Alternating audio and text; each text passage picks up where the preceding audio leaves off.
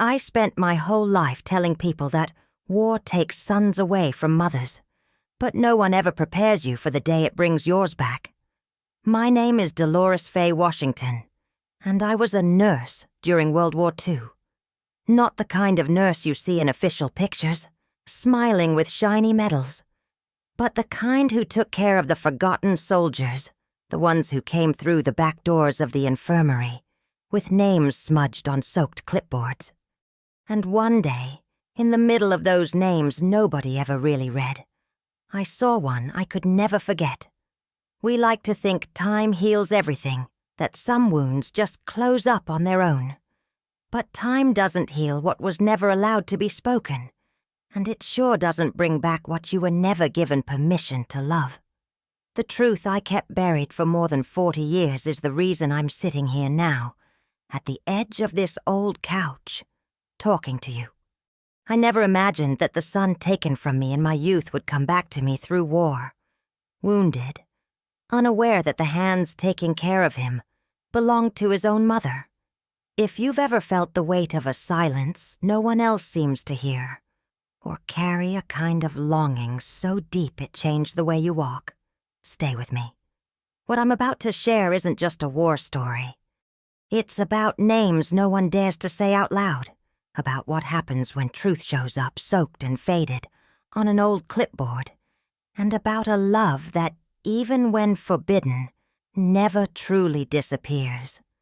Because sometimes, to find peace, you have to walk straight through the kind of pain no one else is willing to face. I lived too long inside my own silence. Now I'm 86 years old. I live with my youngest son in a little old house in Atlanta. The couch I'm sitting on creaks every time I shift, and the blanket folded beside me still smells like my mama. Behind me hangs a wall clock that stopped ticking one random Sunday. I never had the heart to change the batteries. Sometimes it's okay to let time stay where it decided to stop. During the war, I worked as a nurse at Fort Benning. I took care of the black soldiers nobody wanted to see.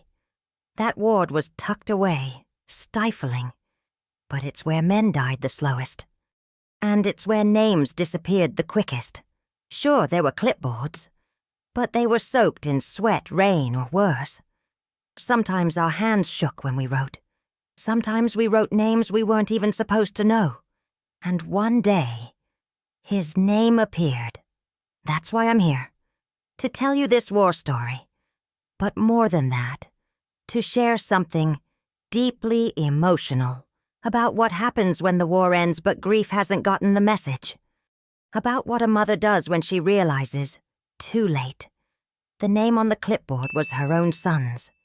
If you can, stay with me. Take a deep breath, get comfortable, and listen with your heart. I don't want pity. I just want someone to hear me all the way through.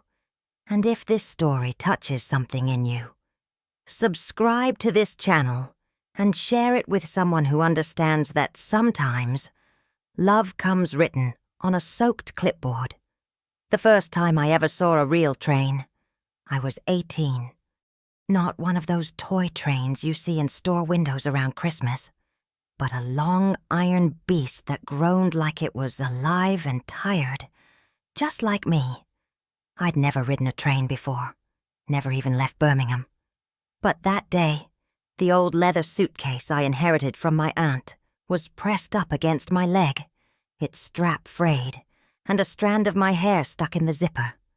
I wore a cheap brown linen dress, tight across the bust, and a high-neck blouse underneath, because the station was as cold as a heart that learned early how to stay silent. My ticket said, Fort Benning, Auxiliary Infirmary. But the truth is, not even that ticket knew who I really was. I remember the sound of the iron wheels hitting the tracks, like an uneven heartbeat. Thump, thump, thump. It felt like the world was whispering to me. Go, but don't look back. The car for black passengers was at the very end. No cushions on the seats, no curtains on the windows. The women sat close together with their eyes down, as if they were stitching silence into each breath. And there I was, clutching my papers so tight, my hand was sweating inside the glove. Across the aisle, an old man whispered the Bible to himself. Behind him, a boy chewed a chunk of hard bread, leaving crumbs on the floor. It was like everyone in that car had been packed into a memory no one asked for. A war story that hadn't even started yet. They called my name twice before I realized it. Delores Washington. I stood up, unsure if the voice came from outside or from inside my head. The conductor looked at my file, then looked at me like someone measuring a wall before hammering in a nail. He didn't say a word, just stamped it. That sharp sound of the stamp made me flinch. That was the moment I felt I'd stopped being a girl and become a role. A nurse. Not the movie kind, with a clean uniform and rehearsed smile, but a woman with rough hands, trained to withstand the smell of torn flesh and the weight of names no one else would ever say aloud. The ride to Fort Benning took almost 2 days, and every hour felt like it stripped away some part of who I thought I was. On the second day, an older woman offered me a piece of apple she'd hidden in her purse. I thanked her but turned it down. Not out of pride, but because the hunger I felt wasn't for food.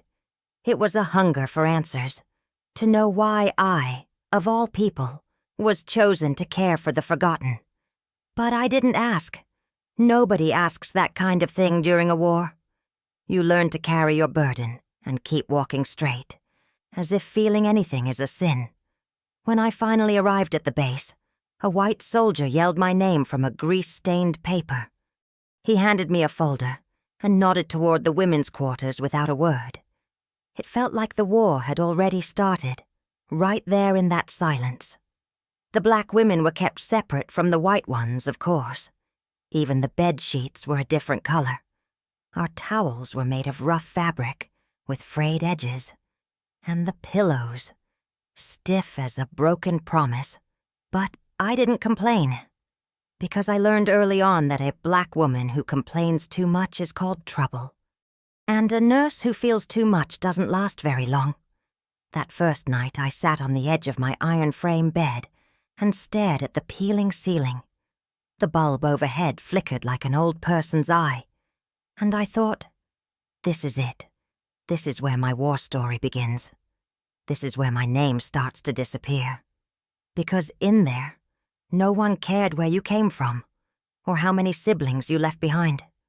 What mattered was if you could wrap a torn leg or hold a trembling hand before it went still.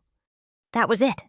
I would learn to stitch flesh without thinking of soul, and to dry tears without asking why they were falling. The next morning I was handed my clipboard.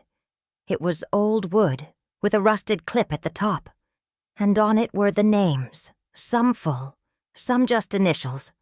And that's when I learned that names bleed too. Names carry weight, names die, and when they get wet, they smear, and when they smear, they vanish. But I didn't yet know what that object would come to mean to me. I thought it was just a tool, just a thing. But life had other plans. It had a secret to reveal, a name to return to me, and I wasn't ready. That first week I met 4 other nurses, all black, all with deep shadowed eyes. None of them spoke much. We looked in the mirror and saw someone else's tired life staring back. Our uniforms were pressed every morning, but that didn't stop the scent of pain from clinging to the collars. The food was served cold. And the coffee? Oh, the coffee was an insult. Weak, thin, and bitter. Just like our circumstances. But we still laughed, because laughter was the last luxury we were allowed. On the last night of the week, I sat alone in the infirmary, flipping through the papers of the wounded expected to arrive from the front. The rain outside sounded like a sorrowful drum. A gust of wind came through the side window, soaking the files I'd left on the desk. I rushed to save what I could, but one clipboard fell, and the name written on it bled and warped. But it could still be read. A name that made me freeze. A name I hadn't heard since before I was a nurse. since before I was a woman, a name I'd hidden even from myself. But that I'll tell you later. In the ward they assigned me to, there were no windows facing the sky. Just damp, stifling walls that smelled of expired ether, war sweat, and a kind of silence that wasn't peaceful. It was abandonment. That was where the black bodies ended up after the front. Broken bodies, bent names, shattered memories. They didn't arrive in military trucks like the others. They came through the back, down an unmarked hallway, like they were being delivered through history's back door. And that was my job, to wrap what still bled, to count the ones no one else was counting, to record the ones the official clipboard always forgot. The beds were made of rusted iron, the mattresses as thin as military promises. Most of the young men didn't speak. Some cried out for women, for towns, for mothers. Others just moaned, eyes locked on the cracked ceiling like maybe, just maybe, they could still find their way home through it. They had broken teeth, missing fingers, letters in their pockets, with no return address. I spent my days soaking cloths, giving morphine, holding wrists that lost their rhythm. Each patient was a war story told in fragments, not with words but with small gestures, broken stares, and half-swallowed whispers from men who didn't know if they were still human. There was one man in particular who kept calling for Mama. A grown man with deep lines on his forehead and a scar on his shoulder, but his voice, small, begging for someone who never came, cut through me like a slow knife. After a while, I started writing letters to him, pretending to be his mother. I'd say the garden looked lovely, that the dog still barked at the mailman, that the blue blanket was still folded and waiting. He held those letters with both hands and slept with them on his chest. It wasn't regulation, but it was care. And in that forgotten ward where nothing made much sense, I had to invent a small kind of love. Even if it was fake, the clipboard was my only power. It was how I wrote names, symptoms, times. But some names came with no documents. Some soldiers arrived without last names. A few had nicknames hand-stitched on their uniforms. Peanut, Lucky, Reverend. One time I received a boy whose shirt just read, "Warning, sings in his sleep." And it was true.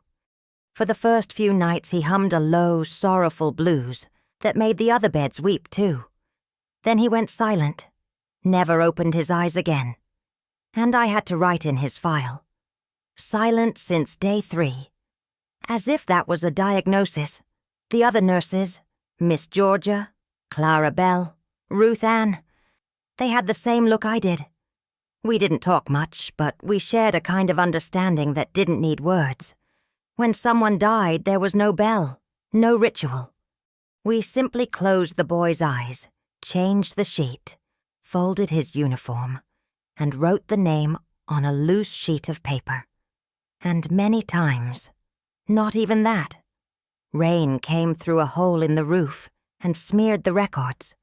Sometimes the paper dissolved completely, like the name had been washed away by the war itself. I learned to tell when someone was leaving by how their fingers tensed. First the toes, then the hands. The cold would climb like fog. Then the neck would go limp, and the eyes would lose their focus. When that happened, I'd sit at the edge of the bed and softly sing an old hymn from my childhood church. Most probably didn't hear it. But singing was what kept me from crying. It reminded me that, even in that forgotten place, there was dignity in holding on until the end. One damp morning I received 5 new soldiers. All black, all wounded. One had his ear hanging by a thread of skin. Another had a golden button in his pocket and a photo of a girl smiling with crooked teeth. I settled them as best I could, twisting cloth so hard my hand started bleeding. When I went to record their names, I realized 3 were illegible. One of them was that name, the one that froze me, But I couldn't look too closely. Not there. Not in front of the others. That afternoon, the sky darkened so fast, it looked like night. Water began to slide down the infirmary walls.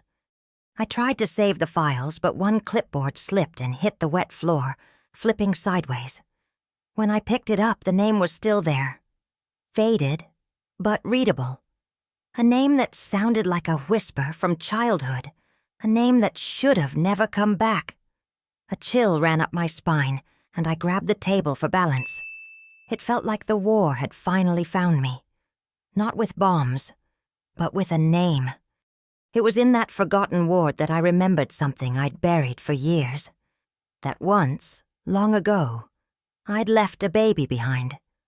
A boy born without a cry, taken from me by a white nurse and given to a good family, somewhere in the country. I was 17. They told me it was best for him, that I still had time to make a life. But life doesn't listen when someone tells you to forget.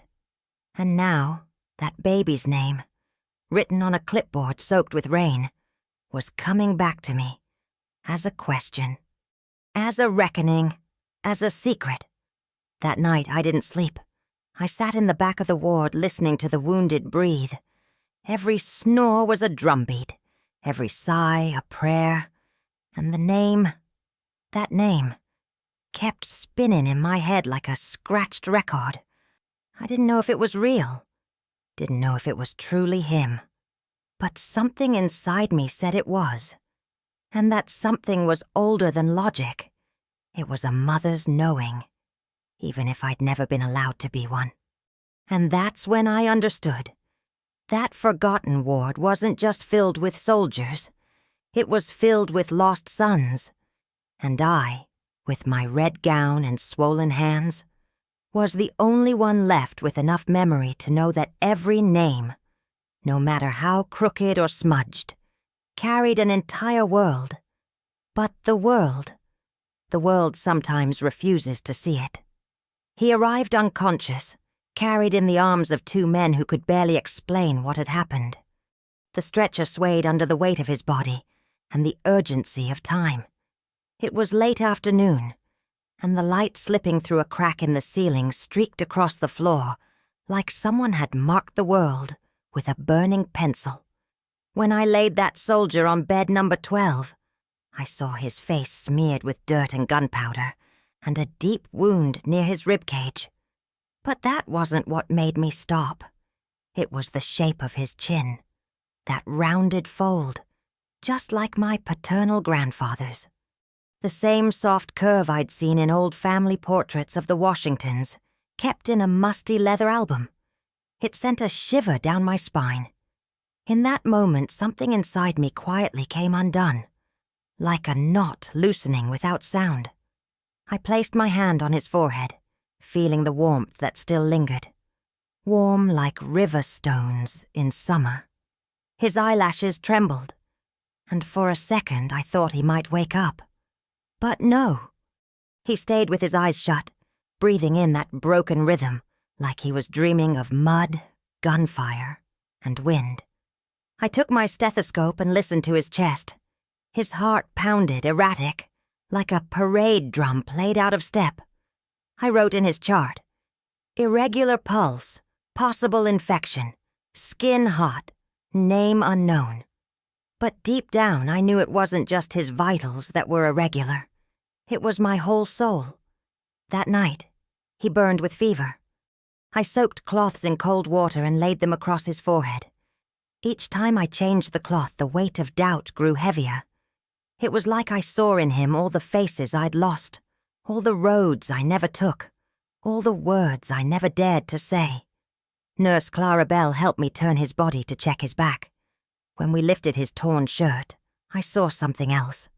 A birthmark near his left shoulder. A dark, drop-shaped mark. I knew that mark. It was the same one I'd seen on the baby I carried for 9 months. A baby born in silence, without the cry I'd waited for. But with that mark, they told me it was nothing, but I always knew it was a sign. A tiny secret life etched onto skin so I'd never forget. I stayed up all night. Sitting beside bed 12 with the clipboard on my lap, I tried to piece things together. Dates, places, possible ages. I did the math in my head, scribbling with a stubby pencil. The age lined up. The name, still unclear, but the initials matched. My eyes were heavy, but I didn't dare close them. Every time I blinked, I saw the face of the baby they took from me. Then I saw the face of this soldier, and they blended, like two halves of a memory, finally resurfacing. It was like the war had stopped being something far away. Now it lived in my chest, and I was the battlefield. The next morning he woke up. His eyes opened slowly, like they were afraid of what they'd see. Big brown eyes, just like mine. He turned toward me, still dazed, and asked in a hoarse voice, "Ma'am, do you know my mother's name?" I froze, gripped the clipboard so tightly, I nearly snapped the metal clip, took a deep breath and said, "No, son, but we're gonna figure it out together." He smiled, not understanding, and closed his eyes again. But something in me had shifted, because that son that slipped from my lips wasn't just a word. It was an old calling, a silent recognition, a memory of the body before the mind could name it. In the days that followed, he slowly got better. Ate potato soup, drank water from Ruth Ann's hands, said he was from rural Georgia, that his name was Elwood, and that his father died young. He said he never really knew his mother, that he was raised by a woman named Violet, who he thought was his aunt. When he said Violet, my chest clenched. Violet was the name of the nurse who'd once told me she handed my baby over to a good Christian lady. The world spun. I felt like I was being pulled back into a time I'd buried too deep. And now he was returning, with a name, a face, a voice, but still no clue. One rainy night he called for me in a whisper, said he'd had a bad dream, asked me to sit beside him. And when I did, he held my hand tight and said, "You remind me of someone." I smiled and said, "Maybe it's because I've taken care of a lot of folks around here." But it wasn't just that. I knew. The resemblance was more than physical. It was like looking into a fogged-up mirror slowly clearing. And what I saw there was my own reflection, tangled with the life I might have had. It was like seeing myself if I'd ever been allowed to love without interruption. A mother's love, silenced by war, shame, and society. In those suffocating hallways, we didn't talk about feelings. But every time I passed bed 12, I felt a lump in my throat. I started writing about him in my hidden diary, tucked between the sheets of my bunk. Today, he asked for more soup. Today, he laughed at a joke from the sergeant. Today, he hummed to himself. It was my way of keeping the connection alive, because I knew he'd be transferred soon, or worse, sent back to the front, and then time would do what it always does, erase. I knew this moment wouldn't last, knew that even a carefully written name could be smeared by the next rain. But as long as I could look into his eyes, hold his hand, and whisper that he was safe, I would keep going, because he wasn't just a soldier. He was a piece of me, returning for care, a fragment of love that had survived the wreckage of time. And it was in that bed 12, in that stifling ward, that I saw my own reflection for the first time in decades. Sweaty, tired, wounded, but still alive. And even if the world never knew, I did. And that was enough. Or almost. That night, the rain came down so hard the infirmary roof seemed to groan under its weight. The wind slipped beneath the door, scattering papers, knocking over trays, and making the window hinges creak like old bones complaining about their age. I was used to the sounds of war outside. But that night was different. There was a silence inside me that felt heavier than any explosion. Something was coming. I could feel it. And when something stirs inside an old woman, it's not a guess. It's blood memory. I was collecting the wounded men's personal items, like I always did before the end of my shift. It was a mechanical gesture, but it required care. We catalogued everything: medals, photos, buttons, torn-up notes, half-written letters. Some things I filed in the official charts. Others I hid, because some words didn't belong in reports. And that night, among the things left on the little table next to bed 12, I found something that made me stop. It was a letter, a piece of paper folded in 4, its corners stained with dried blood and moisture. The envelope was long gone, maybe lost in transit. It had been folded in that careful way you do with something precious, not to hide it, but to protect it. I opened it gently, like someone untying mourning ribbons.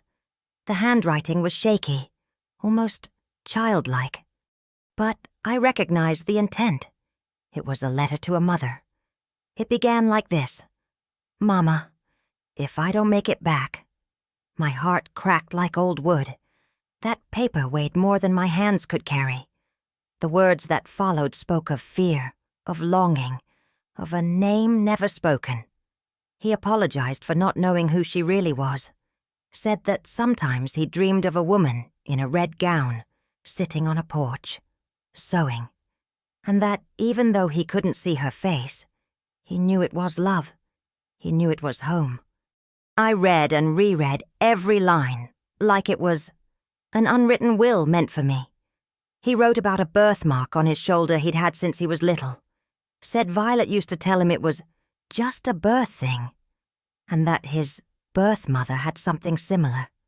I looked down at my arm, at the same drop-shaped mark that had always lived there. That wasn't coincidence. It was a calling, a confirmation, a secret that had traveled through the trenches of time to knock on truth's door. That letter was a folded mirror, and when I looked into it, I saw myself reflected in a way I never had before. I folded the letter back up, tears blurring my eyes, chest rising and falling like the war had just started all over again inside me. I tucked it into the pocket of my uniform. I didn't show it to anyone. Not the other nurses, not the records officer. That wasn't a document. It was a heart torn open by words. And only someone who's had their own love ripped away knows how much a single poorly written sentence can hurt more than a broken bone. The next morning, Elwood, yes, I could call him that now with certainty, looked better. The fever had gone down, and he asked for porridge. He sat up, combed his hair with his fingers, and stared out the window like he was searching for meaning in the drops sliding down the glass. I sat beside him and asked, trying to keep my voice steady, "Did you write any letters before you got here?" He looked surprised, then dropped his gaze and said, "I did. I think it got lost. I wrote it for her. I don't even know her name, but I called her Mama." I swallowed my tears like vinegar. It burned, but I didn't let it show. I thought about giving him the letter, about telling him everything, saying, "It's me. I'm her. Not because anyone allowed me to be, but because blood doesn't lie." But I couldn't. Not there. Not then. The Army didn't recognize undocumented bonds, much less a nurse with a hidden past and a lost son who, by fate's hand, landed wounded on her stretcher. What we had was ours, but it couldn't be spoken aloud. It was a war secret. One of those the history books leave out, but the heart never forgets. I wandered the halls like a ghost in the days that followed. The infirmary sounds felt muffled, like I was hearing everything underwater. The weather began to shift. The cold crept in, and the war outside carried on with its ruthless pace. But inside me, another battle was raging. I wanted to touch his face and say, "You were born from me." But all I could do was bring more blankets, more soup, more prayers. Because when a mother's love arrives late, it shows up dressed as care. I tucked the folded letter deep inside my Bible, between the pages of Psalm 91. Every time I opened it, I'd read it again. I felt its weight like a second skin, a memory that reminded me of what had been taken, of the war that began long before the bombs, the war we fight against guilt, against time, against the choices we never really had. And that's when I understood. That letter wasn't written just for his mother. It was written for me, for every woman who's ever loved in silence, who lost before they even had a chance, who cared for someone else's children while their own were taken away. On his last night before transfer, I sat alone in the infirmary. The rain tapped the roof like a sorrowful drum, and I whispered to myself, "Mama, if I don't make it back," like a lament, like a vow, like a prayer. That war story that began with wet names on a clipboard was now my story too, and it was folded in four, waiting for the right moment to be unfolded before the world. But the world still wasn't ready. What haunted me most back then wasn't the blood-soaked bandages or the muffled screams of boys dreaming of mines and gunfire. What truly haunted me was the silence around certain names, because there were names that simply weren't spoken. They came scribbled in faint ink at the edges of files, or folded into greasy slips of paper tucked deep in uniform pockets. But no one ever said them out loud. No one repeated them in the halls. No one dared to write them into official records. They were names floating in the air like dust, names that existed, but weren't allowed to. And it was in one of those silences that his name fell. Elwood. The name was there, written on a damp clipboard I tried to dry with the warmth of my breath. The ink had bled, but I could still make out the crooked letters, the E that looked like an F, the stretched L, like someone's hand had trembled while writing. There was no last name, just an estimated age and a serial number that didn't appear in any file I could find. It struck me as strange, as if he'd been squeezed into a system that didn't want him, as if his presence there was a mistake no one wanted to correct. I went to the sergeant in charge of intake. I asked about the record for a soldier named Elwood. He looked at me over his glasses with a bored expression. 2317. He was added last minute by the lieutenant after a sudden retreat. We don't have his paperwork yet. Name's going in like that for now. First name only. Orders from above." I nodded, thanked him. But inside, something was breaking, because I knew names without last names are unprotected names, names that disappear easily, and I couldn't let that happen. Not to him. The letter I'd found was still tucked away, folded between the pages of my Bible, right in the middle of the verse that says, "1,000 may fall at your side, but it will not come near you." But I felt pierced all the time, as if each word in that letter was a silent bullet entering slowly through the skin of memory. His name was starting to become part of me again, but this time, it was a name heavy with doubt, with lost time, with all the possibilities crushed under the weight of history. I returned to the ward and found him asleep. His face, beneath the pale light of the overhead bulb, looked younger, and more like mine. I pulled up a wooden stool and sat beside bed 12 like so many times before.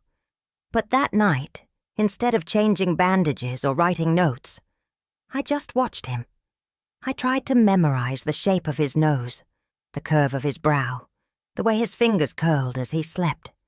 It was like studying a living mirror, searching for myself in someone who had been born from me, but had never known me. The next morning, when the medical team did their rounds, his name was skipped. The major hesitated, shuffled his papers, furrowed his brow, then simply said, "Middle bed, continue supportive care." No name, no story, just middle bed. And that cut like a dull blade, because names matter. Names hold existence in place, and in that war story, my son was being erased by the silence of others, a silence that screamed inside me. That day I wrote his full name, in my own handwriting, on a spare sheet of paper. I wrote it slowly, as if each letter were a stitch across an open wound. Elwood James. It was the name I had planned for him before I ever knew I wouldn't be allowed to raise him. James was my father's name. Elwood was a name I once heard in a dream, many years ago. A name that sounded strong but tender. A name that now trembled across my clipboard. I tucked the paper into my personal drawer. I knew I couldn't file it officially, but it was my way of resisting, of making sure that, at least in my world, he had an identity. The war outside carried on. The bombs kept falling. But inside that stifling ward, my battlefield was different. It was made of memories, hidden letters, unspoken names, and tears I wiped away before anyone could see. Because a nurse who cries too much isn't trusted, and a woman who feels too much is called weak. So I learned to harden my face but keep my heart burning. Because caring was my way of surviving. And protecting that name was my way of fighting back. Time passed. Elwood started to regain his strength. He walked the corridor, leaning on me. Asked questions about the city. Asked why I always wore the same red gown. I told him it was my lucky uniform. He laughed. Said the color suited my skin. Said I looked like a flame walking. That moved me more than any medal ever could. Because it was the first time since he arrived that I felt seen. Having him see me was like hearing his name spoken out loud, even if no one else could hear it. But soon the transfer orders came. He was being sent to another base, up north. They said the beds were better, the doctors more experienced. But I knew what it meant. Someone had found out what they shouldn't have. Someone wanted to clean up loose ends. And Elwood was too loose of an end. I said goodbye with a quiet smile. Told him to take care of his health. Told him to write if he could. He promised. If I make it back, you'll be the first to know. And that's how his name left. No headstone, no official record, no ceremony. Just a damp chart and a folded letter hidden in my Bible. The name no one would speak. Now lived only inside me. And that's where it would survive. Because sometimes it's in the heart of the one who loves that names become eternal. And what the world refuses to recognize, the soul will always preserve. When winter came that year, it wasn't just the cold slipping through the corners of the infirmary. It was something else. A damp emptiness that didn't come from the wind or frost. It came from inside. As if time itself had curled up and refused to move forward. The windows fogged from the inside. The ceiling dripped in places where before there had only been dust. Clothes took days to dry. And our bones, they seemed to protest in silence. But the worst part was what that winter carried within it. The letter was still hidden inside my Bible, and his name, though absent from any official record, stayed sharp in my memory. Elwood James. The name no one dared say aloud. The name I whispered every night before sleep, not as a prayer of faith, but of survival. In the weeks following his transfer, my body remained in the ward, but my soul wandered. The sheet on bed 12 was still there. I hadn't let them change it. The creased folds, the smell of soap, that worn-out pillow. It was as if time had frozen right there, waiting for a return that wouldn't come. In early February, a telegram arrived. One of those papers you already know how to read before opening it. The crumpled envelope, the military seal, the smudged stamp. It was the announcement of absence. The captain's hands trembled as he entered. He didn't meet my eyes, just handed it over. Found among the wounded from 2317. Body taken to the main camp for identification. No official confirmation yet. I read those words like someone reading the certificate of their own soul. Body found. No confirmation. It was him. It was my son. And he had come back to me, broken beyond rising. I sat on the edge of the empty bed, the telegram open in my lap. The world around me kept moving, of course. Someone coughed. Someone yelled in the courtyard. A pot crashed in the kitchen. But inside me, time shattered like glass. My fingers could no longer hold the clipboard. And for the first time, I cried in public, not sobbing, just weeping. The tears slid down silently, as if they knew any sound might break what little dignity I had left. Ruth Ann came and sat beside me, placed a hand on my shoulder, but said nothing, because some pain doesn't allow words. And she knew. She knew. I stayed there all night. I didn't return to the barracks. I sat with the telegram in my lap, and my soul wide open, like a sheet stretched across the snow. I stared at bed 12 until my eyes burned. I imagined what it would have been like if they'd let me raise him, if I'd cradled that boy, nursed him, taken him to school, if I'd taught him to tie his shoes, wipe his tears, say, "I love you" before bed. But no, they gave me a different path. They gave me a uniform, an infirmary, a war.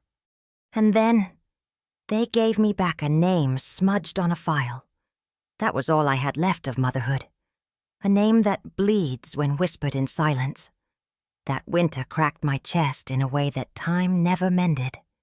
It was as if my heart had become a patch of dry earth, full of fissures, tiny cracks through which everything I tried to hold in slowly slipped out. Yes, I kept working. War doesn't pause for anyone's grief. The boys kept coming, wounded, breathless, nameless. But I wasn't the same. My gaze lingered longer on their hands, looking for marks, signs, clues, of some other lost son who might have returned in another body. I knew it was foolish, but it kept me alive. Because once you've lost the essential, any hope becomes a shelter. I wrote letters to him, even knowing they'd never be delivered. Letters that began with, "My son," and ended with, "I'm sorry." I told him it wasn't his fault, that he had done nothing wrong, that I was young, pressured, afraid, that the war of my youth began long before the one he fought, that before the rifles, there had been judgment, neighbors' whispers, the heavy hand of the church, the promise that the best thing was to let go, forget, move forward. But there is no forward for someone who leaves a piece of themselves behind. You don't move on. You learn to pretend. One frozen dawn, I sat on the infirmary porch, with my red shawl wrapped around my shoulders, and my diary in my lap. I wrote his initials on the cover, EJW Delores. That was all I could do, link our letters, bind our names. My way of keeping alive a war story no one would ever tell. Because no one records these battles, the ones fought between mother and guilt, between silence and truth, the ones that crack you from the inside out and make winter feel like eternity. When the sun finally returned and the first flowers began to bloom around the camp, I found myself older than I was, more bent, slower, but more certain of one thing. I wouldn't let his name die with me. I would care for that name the way I cared for wounds, gently, firmly, with unspoken love. Because if they never let me be a mother out loud, then I would be one in secret. And the war, well, the war never knew. It passed me by, unaware that on my clipboard, among all the scribbled names, there was one name that bled deeper than the rest. My boy's name. The name Winter tried to freeze. But that my soul still warms every time I breathe deeply and remember who I am. I am the nurse who watched him go, but I'm also the woman who never forgot. It wasn't easy carrying that kind of pain, one without color, without a full name, without a grave to kneel beside. And no matter how much time passed, no matter how officially the war had ended on paper, inside me, it still pulsed. Because when war ends out in the world, that's when it begins inside. A true war story doesn't end with the signing of peace. It ends much later, when the ruins are inside you, and no one's watching anymore. A few months after that bitter winter, I was sent to assist an auxiliary infirmary in Montgomery, helping reorganize medical records lost during a rushed evacuation. It was a short trip, in a jeep that bounced like a child with a fever. I arrived at the storage room around 3 in the afternoon. The sun was pale but persistent, and the old building smelled like burned paper mixed with rotting wood. I began digging through files, yellowed charts, repeated names, overlapping dates. That's when I found the box. It was tucked in the back of a shelf, covered by a piece of rough cotton cloth. Inside were photographs, small, black and white, some scribbled with names, others blank. Soldiers, nurses, doctors, street kids. It was a collection of forgotten faces. And among them, one stopped me cold, froze me, opened me. A boy of about 8, his head slightly tilted, eyes far too serious for his age. He wore a buttoned-up shirt and held a round hat in both hands. Thin lips, high forehead, curved chin. It was him. Not Elwood the soldier, but Elwood the child, before the uniform, before the pain. On the back of the photo it said only, E. James, Macon Orphanage, 1936. The date matched. The town too. Macon was where they told me my baby had been taken all those years ago. The image looked right at me, and that undid me. There he was, not as a soldier, but as a child. The boy I never saw grow up. The boy who cried in silence. The boy who dreamed of me, drew me in his sleep without ever knowing my face. It was as if life had given me, too late, a portrait of what had been stolen. I didn't cry then. My heart was too tightly squeezed to let anything out. I picked up the photo with the gentleness of someone handling a wounded bird, and like committing a crime, I tucked it between the folds of my handkerchief. No one saw, no one asked. That was mine, just mine, and his. A piece of an emotional story no one would ever know, because back then, there was no room for those kinds of connections. Unwed mother, black nurse, child placed in someone else's arms. It was all secret, all shame, all silence. I returned to Fort Benning with the photo sewn into the lining of my bag. And at night, when I was finally alone in the barracks, I took it out slowly, smoothed the corners, and placed it between the pages of my Bible, right beside the letter. 2 pieces of proof that meant nothing to others but were sacred to me.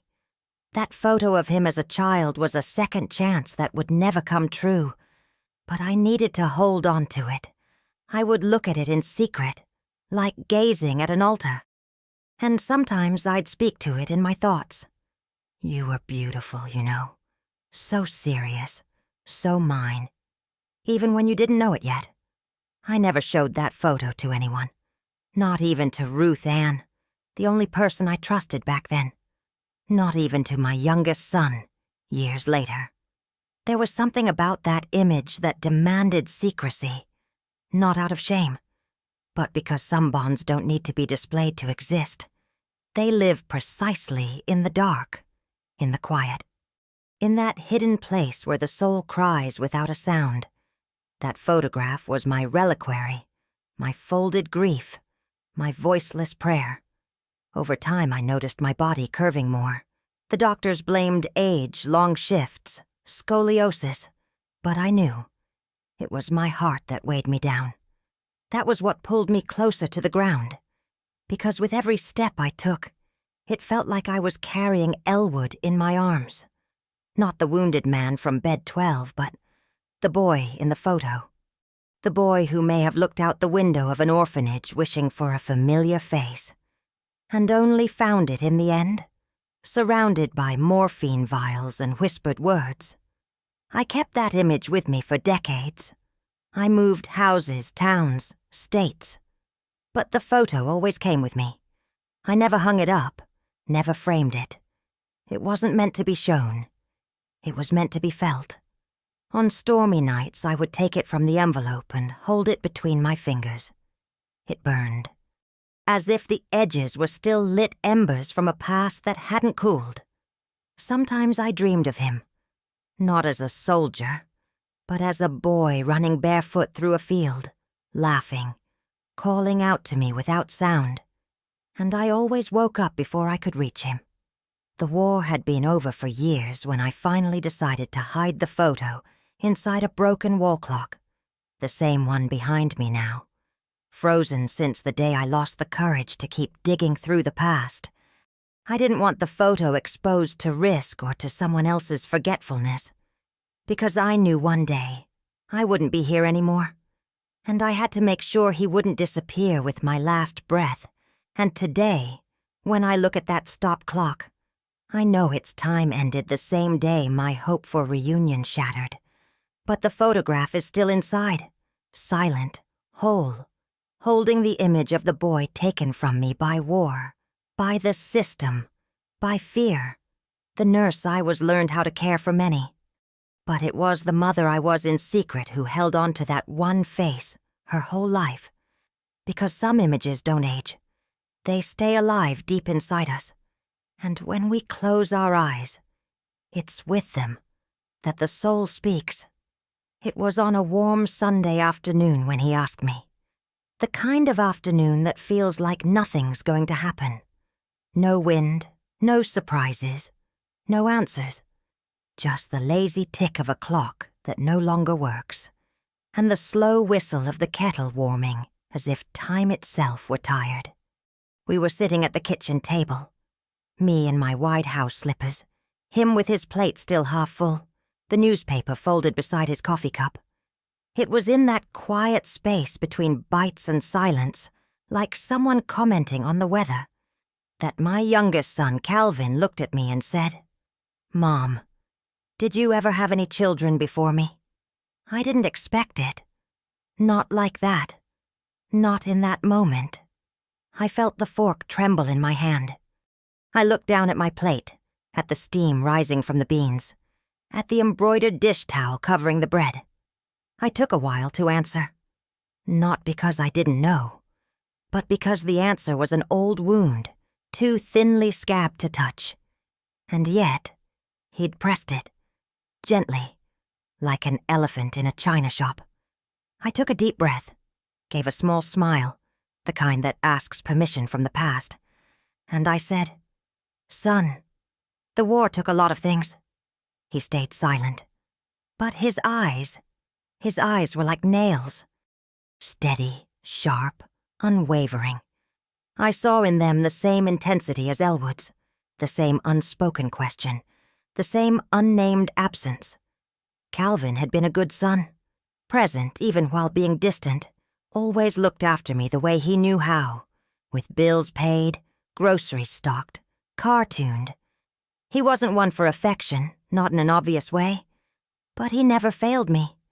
And maybe that's why, because of that quiet kind of love, his question cut deeper. Because only someone who really wants to know can ask like that, with care and courage. That night, after he left for work, I went to the closet in my bedroom. I pulled out an old brown envelope from the back of the drawer, worn by time. Inside was the photograph I'd never shown, the one of the boy holding a hat in both hands. I also took out the letter, folded in 4, its edges chewed by age. I sat on the edge of the bed and laid them both across my lap. I stared at them for a long while, like someone trying to hear a voice from far away, like someone rehearsing an answer she never learned how to give. I could have told the truth. I could have shown him the photo. I could have spoken of Fort Benning, of Bed 12, of the rain-smudged name that vanished from the clipboards but never from my soul. But I couldn't. because what I had with Elwood was too sacred to be explained with dry words, and what I had with Calvin was too real to risk confusing. The war gave me one son in my arms and another in my dreams.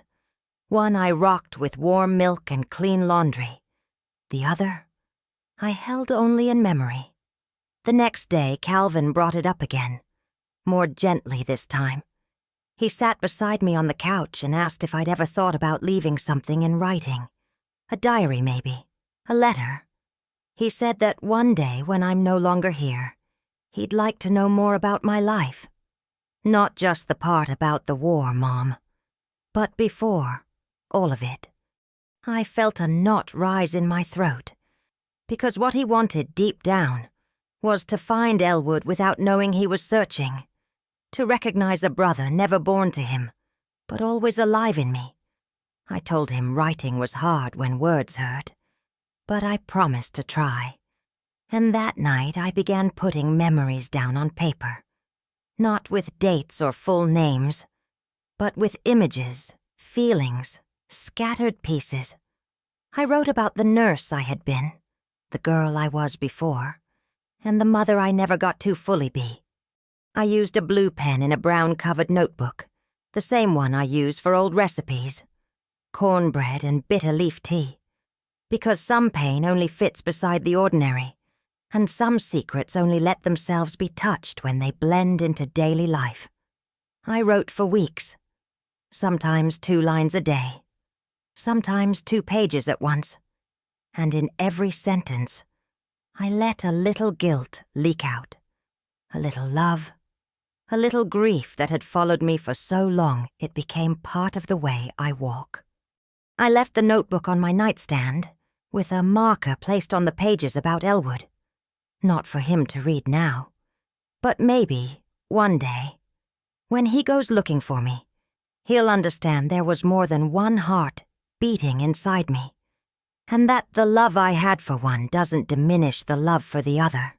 It just adds up differently, because the war story I carry isn't written in medals or parades. It's written in sleepless nights, in folded letters, in questions that come too late. Calvin asked me about siblings like someone asking if there's still hope, and the answer is yes, there is, always. But it doesn't come with explanations. It comes with listening, with silence, with the simple act of looking into an old mother's eyes and asking, even knowing the answer might come as a tear. Since that day, he hasn't brought it up again, but he hugs me tighter when he leaves. And sometimes he leaves flowers on the porch, even when there's no occasion. Small gestures. But for someone who spent a lifetime waiting to be seen, they mean everything. Because even without saying it, he understood. And that's enough for me. Because some answers don't need to be complete. They just need to be felt. And deep down, I know, one day he'll find the photograph. Maybe after I'm gone. Maybe while cleaning out a closet, or searching for his glasses between books, he'll see that serious boy holding a hat, and maybe, just maybe, he'll see a little of himself there. And even if he doesn't understand right away, something in his chest will warm, like an old echo whispering, "He was here, he was mine, and he's yours too, in a way." And then the truth will find shelter, even if no one ever says the name out loud. There's a cabinet in my room that almost no one opens. Its wood creaks, the handles are rusted, and the varnish has worn away with time, leaving stains that look like maps of places I've never been. It sits in a corner of the wall, covered by a blue wool shawl my sister gave me before she died. Calvin's never asked what's inside. Maybe he thinks it's just old clothes, mildewed books, some half-finished embroidery. But what's in there isn't that. What's in there is memory. And more than that, it's the clipboard. Yes, that one. The same one I held during the winter of 1944, with his name written by hand. The clipboard where I wrote down more than just diagnoses and dosages. I wrote the weight of an absence, the fever that wouldn't break, the whisper of a son who didn't know he was mine. It was made of thick wood, with a metal clip that always left marks on my fingers. It had a chip at the bottom, made from a fall. No one witnessed, but I felt it as if the world itself had cracked. I kept that clipboard like someone keeps an altar of pain, not out of nostalgia, but because it still holds the smell of infirmaries, of sweat-soaked skin, of the rain-damp paper from a leaking roof. Sometimes when the house is asleep, I slip out of bed, put on my slippers, and walk to the cabinet. I open it carefully. I take the clipboard out and rest it on my lap like holding a sleeping child. I run my fingers along its edges, feeling the grooves, the splinters that have survived time. And I read, with tired eyes, what remains of the blurred handwriting. There's a spot near the clip where you can still see E. James. The rest is gone, carried away by water, wind, or the carelessness of those who never knew that my whole world was written right there. And even so, those two letters, E and J, are like church bells to me. When I look at them, I hear old voices. I hear the creak of stretchers, the low hymns of nurses, the broken breath of Elwood in that bed. It's a sound only I can hear, and I don't want anyone else hearing it in my place. For a long time I thought about throwing it away. There was a day right after the war when I climbed to an old storage loft and stood with the clipboard in my hands, ready to leave it among discarded things. But my fingers wouldn't let go. I stood there, listening to dust settle, waiting for permission that never came. In the end, I brought it home in my arms, as if carrying a body that still had a pulse. That clipboard, in that moment, stopped being just an object. It became my confession, my altar, my reliquary. No one knows it's there. Calvin's mentioned fixing up the cabinet, replacing the handles, sanding the wood. But I always say, it's fine as it is, or old wood brings me peace. He smiles and doesn't push, and I thank him silently. Because if someone ever opened that cabinet, they wouldn't understand what they're holding. They'd think it's trash, just an old hospital clipboard. They wouldn't see the invisible blood or the sweat of forgotten names. And they definitely wouldn't feel the weight of the only name that matters, his. There was a time when I wrote everything down. I had entire notebooks dedicated to the routines of the ward, symptoms, medication schedules. But as the years passed, only the clipboard remained, because everything I needed to remember was in it, and everything I wanted to forget, too. That contrast is what binds me to it. Sometimes I think if the clipboard ever vanished, I'd vanish with it, because it holds the part of me no one sees, the part that hurt without screaming, that loved without a name, that lost without warning. I've thought about giving it to a museum, saying it was part of the World War II medical archives, making up a safe story that wouldn't expose me. But the truth is, I can't let it go, because it's my last link to Elwood, to the son who called to me without knowing, to the boy who smiled at me without understanding why it made me ache so deeply. The war took many things from me, but it left this clipboard as proof that something existed, that there was a name, a face, a story. And some days I swear I can smell wet paper in the air, even when there's no rain. On those days, I know I need to open the cabinet, take out the clipboard, hold it close, and remember. Because remembering is what anchors me. It's what keeps me from disappearing completely. There's a weight only mothers who've lost, without ever having, can understand.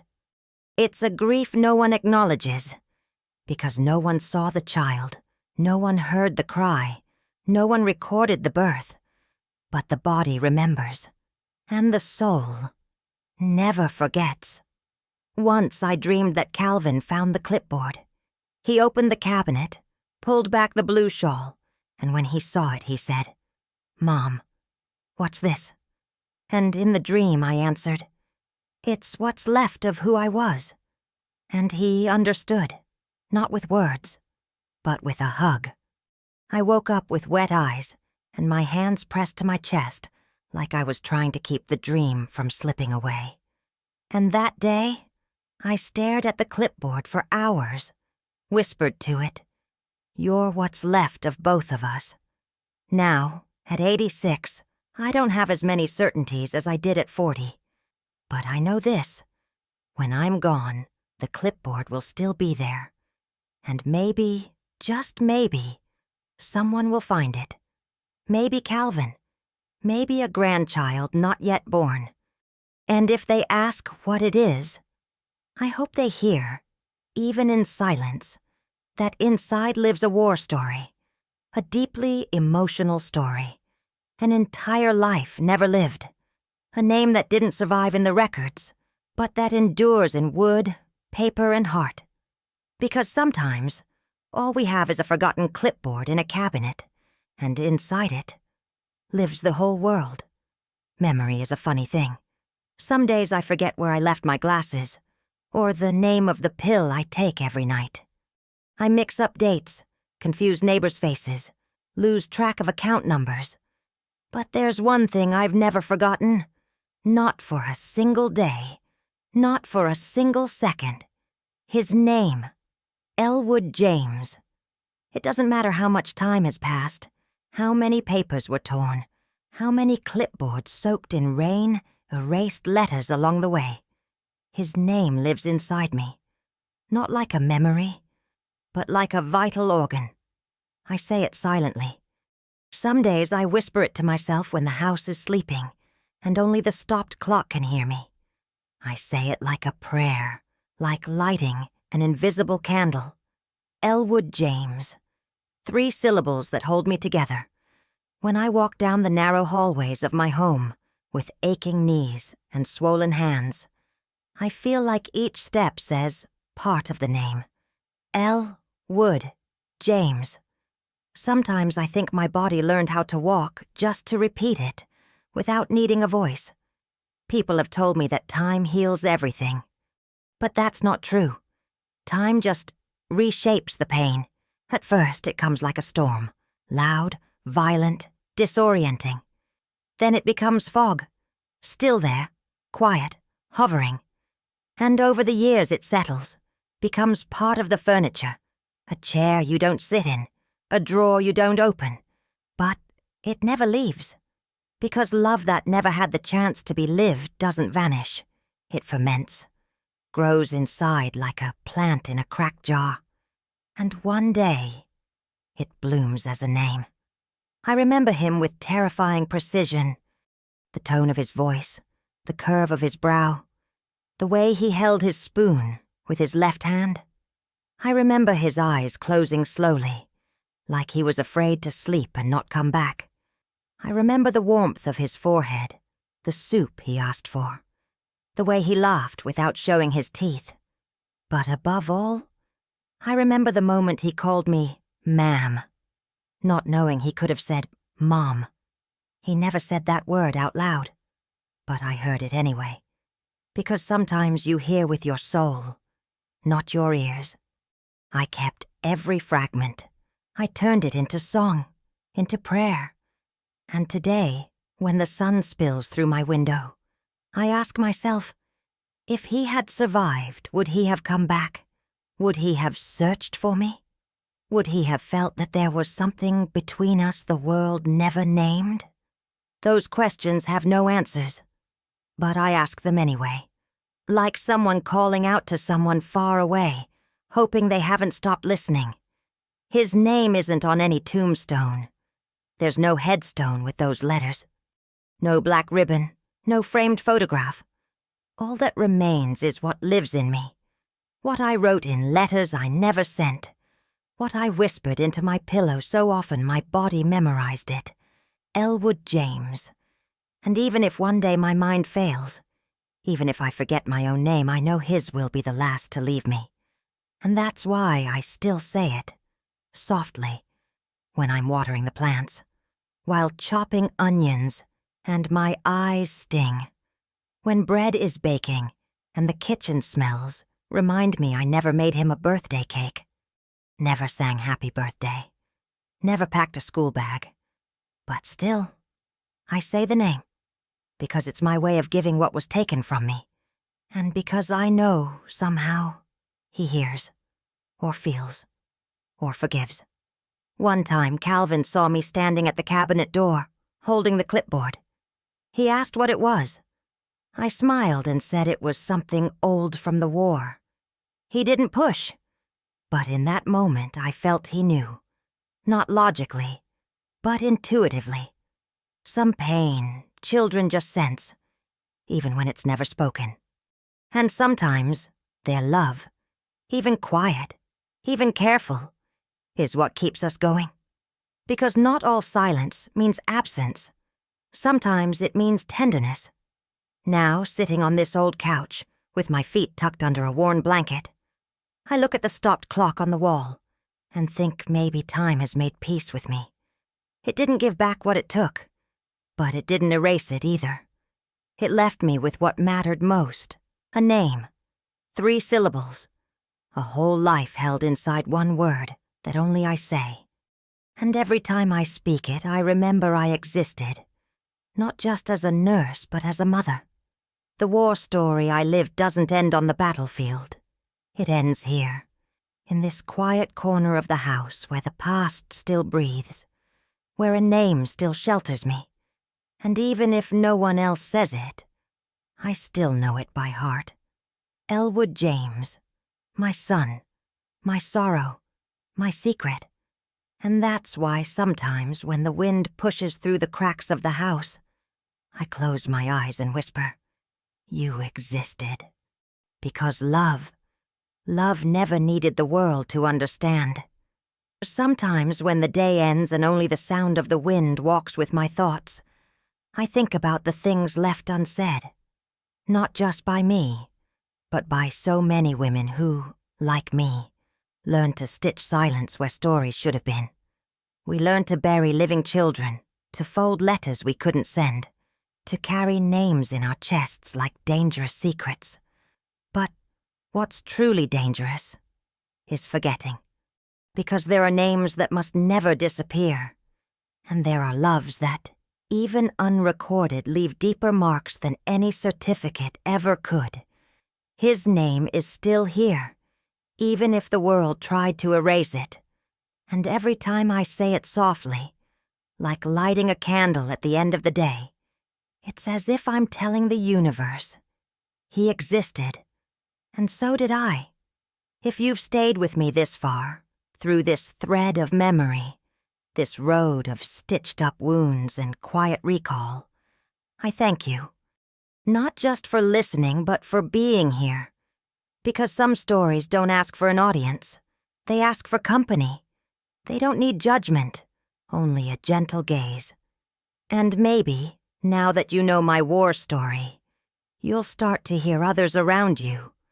Those wrapped in low glances, in letters never mailed, in photographs hidden behind mirrors. And if by chance you too carry a name inside, one you've never said out loud, out of fear, shame, or longing, know that you're not alone. There's a whole crowd of us, mothers, grandmothers, whole women, who walk around with names in our pockets, waiting for the moment we can whisper them with courage. And sometimes, all that's missing is a listener. So if that name still lives with you, speak to it tonight, even if just a whisper, even through tears. Because love doesn't require the world to understand, only that we never forget. And if this video touched you, awakened some sleeping memory, or simply kept you company in tonight's silence, I invite you to leave a comment below. Say whatever you wish. It can be just, "I listened." It can be a name. Or it can be a quiet space typed out, one we understand even without words. And if you'd like to keep hearing stories like this, ones that don't fit in history books, but do fit in the heart. Subscribe to the channel. This is a space of memory, of affection, of listening. And every day, another voice sits down, turns on the lamp, and begins to speak. Not to be remembered as a hero, but as a woman, the kind who loved deeply and lost quietly. Thank you for being here, for opening the door, for sitting beside me, and for letting me say, as softly as I can, he existed, and now you know too.